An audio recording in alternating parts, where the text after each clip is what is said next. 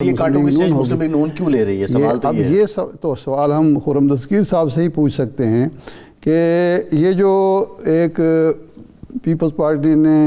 فیصلہ کیا ہے خرم صاحب کہ وہ آپ سے تعاون کرے گی حکومت سازی میں، آپ کے وزیر اعظم کو ووٹ دے گی لیکن حکومت کا حصہ نہیں ہوگی، تو اس طرح کیا ایک مضبوط حکومت وجود میں آ سکتی ہے اور وہ کچھ ڈیلیور کر سکتی ہے؟ جی، حکومت تو ایسی مضبوط نہیں ہوگی جس کے پاس ایک ریڈی میجورٹی بجٹ پاس کروانے کے لیے اویلیبل نہ ہو۔ تو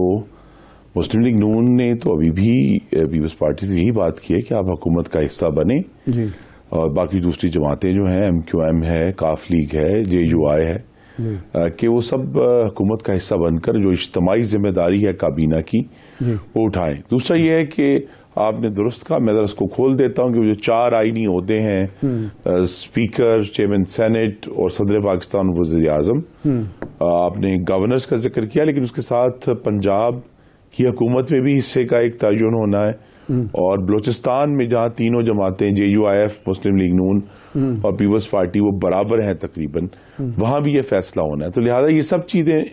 میز پر ہیں اور پیچیدگی ہے، اس میں کوئی شک نہیں ہے، اور آج جو پیپلز پارٹی نے اعلان کیا ہے اس سے پیچیدگی میں تھوڑا اضافہ ہوا ہے، کمی نہیں ہوئی۔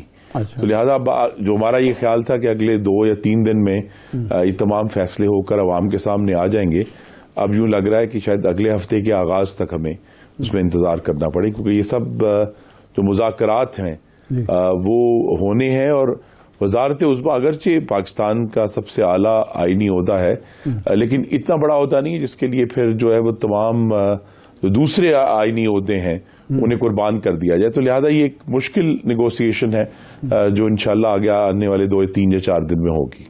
اچھا خرم صاحب، اگر آج کی صورتحال برقرار رہتی ہے کہ چلو گورنر آپ ان کے نہیں مانتے، اسپیکر، چیئرمین سینٹ اور صدر کا عہدہ وہ لے لیتے ہیں لیکن حکومت میں وہ شامل نہیں ہوتے،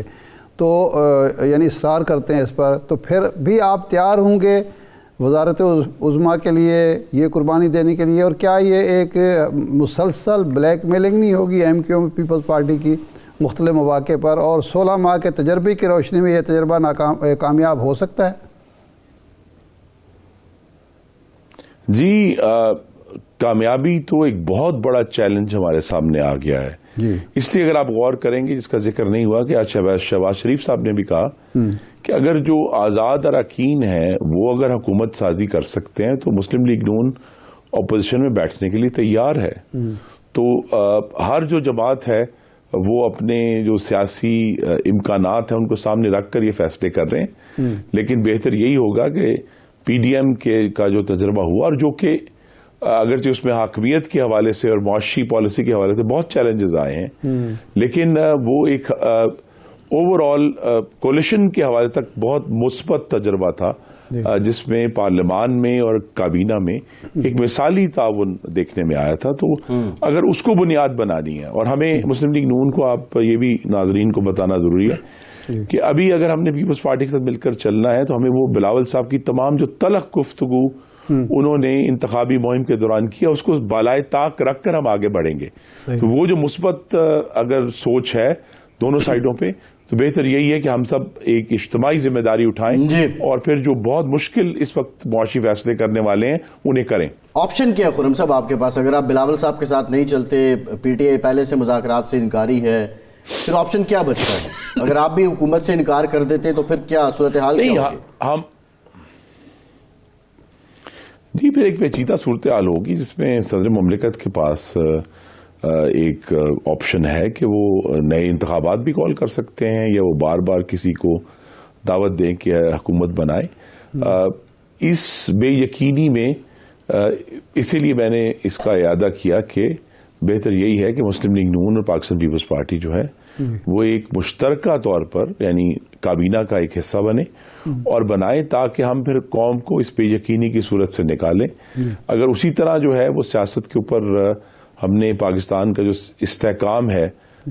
اس کی قیمت دینی پڑی تو یہ بہت بڑی قیمت ہے۔ خرم صاحب، اس وقت حکومت سازی میں تو رکاوٹ نہیں آ رہی ہے، پیپلز پارٹی تیار ہے کہ آپ وزارت عظمیٰ کا منصب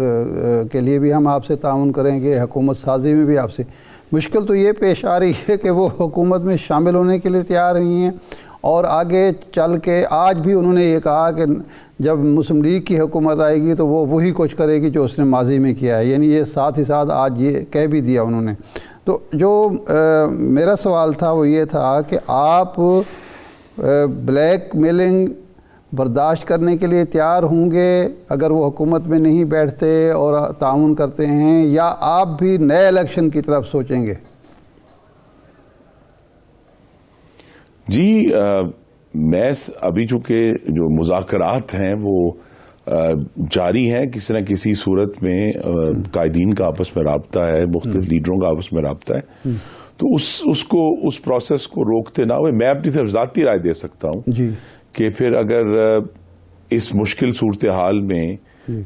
جماعتوں کے پاس پورا مینڈیٹ نہیں ہے پاکستان کی حکومت بنانے کا، پھر جمہوری طریقہ یہی ہو سکتا ہے کہ دوبارہ انتخابات کی طرف جایا جائے، لیکن یہ کوئی اچھا آپشن نہیں ہے، یہ ہم دنیا کو ایک اچھا سگنل نہیں دیں گے، اسی لیے ہم حتی المقدور کوشش کریں گے کہ یہ تمام جماعتیں جو ہیں وہ حکومت کا حصہ بنے، اگرچہ انہوں نے ایک اپنا جو موقف ہے وہ دیا ہے، لیکن چونکہ ابھی جس طرح میں نے کہا مذاکرات بہت سارے معاملات پر ہونے ہیں، صدارت ہے، اسپیکر ہے، چیئرمین سینٹ ہے، گورنرز ہیں، پنجاب اور بلوچستان کی حکومتیں ہیں، تو ان سب کو سامنے رکھ کر کوئی مثبت راستہ نکالا جا سکتا ہے جس کی ہم اگلے آنے والے 4 دن میں بھرپور کوشش کریں۔ جی صحیح ہے۔ اچھا خرم صاحب، اس وقت صورتحال یہ ہے کہ آپ نے پوری بھرپور کوشش کی، میاں صاحب واپس آئے، توقع یہ تھی کہ ان کی ایک پرسنالٹی ہے، ان کا ایک تجربہ ہے، عوام لازماً ان کو سنیں گے بھی اور ان کی بات کو مانیں گے بھی، اور آپ کو جو سہولتیں فراہم کی گئیں 18 میں جو سہولتیں فراہم کی گئی تھیں پی ٹی آئی کو آپ لوگوں کے بقول، اس سے زیادہ آپ کو سہولتیں فراہم کی گئیں، اس مد مقابل کے پاس نشان تک نہیں تھا، اس کے باوجود آپ پہلے نمبر پہ پارٹی کے طور پر نہیں آ سکے۔ ایک تو یہ ہے کہ دھاندلی کے الزامات اپنی جگہ کہ ساری ہی تقریباً جماعتیں دھاندلی کے، ایون پیپلز پارٹی سمیت الزام لگا رہے ہیں، لیکن یہ ہے کہ یہ پرفارمنس کی وجہ کیا ہے؟ کیوں پنجاب کے عوام نے اور کے پی کے اور باقی صوبوں کے عوام نے مسلم لیگ کو نمبر 1 نہیں بننے دیا، اور کیوں ووٹ نہیں دیا جس کی توقع ہم لوگ آپ لوگ سب کر رہے تھے؟ نہیں، پہلے تو یہ کہ الحمدللہ یہ الیکشن 2002 کے اس کو اگر ہم نکال دیں تو مستقل کوئی 7واں الیکشن ہے جس میں پنجاب کے عوام نے صوبائی اسمبلی میں مسلم لیگ نون کو نمبر 1 کیا ہے اور سب سے بڑی جماعت منتخب کر کے بھیجا ہے۔ تو پنجاب کی صوبائی اسمبلی تک تو معاملہ الحمدللہ وہ مثبت رہا ہے، ٹھیک رہا ہے۔ قومی اسمبلی میں جو پنجاب کی نشستیں ہیں اس میں ضرور چیلنج کا سامنا ہے، اور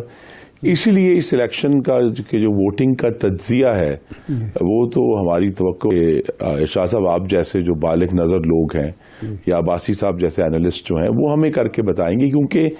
اگر وہ جو بھی لہر تھی وہ صرف کے پی میں آئی، پھر وہ شمالی پنجاب میں بالکل بند ہو گئی، پھر سینٹرل پنجاب میں دوبارہ تھوڑی سی اٹھی اور جنوبی پنجاب میں دوبارہ بند ہو گئی اور سندھ میں بالکل نہیں آئی، اور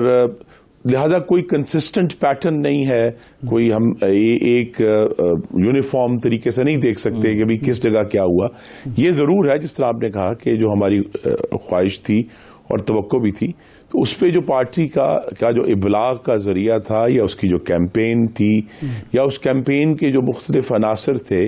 اس پر ضرور پارٹی میں آنے والے دنوں میں گفتگو ہوگی، اور خاص طور پہ جو نئے ووٹروں تک پہنچنے کا ذریعہ ہے۔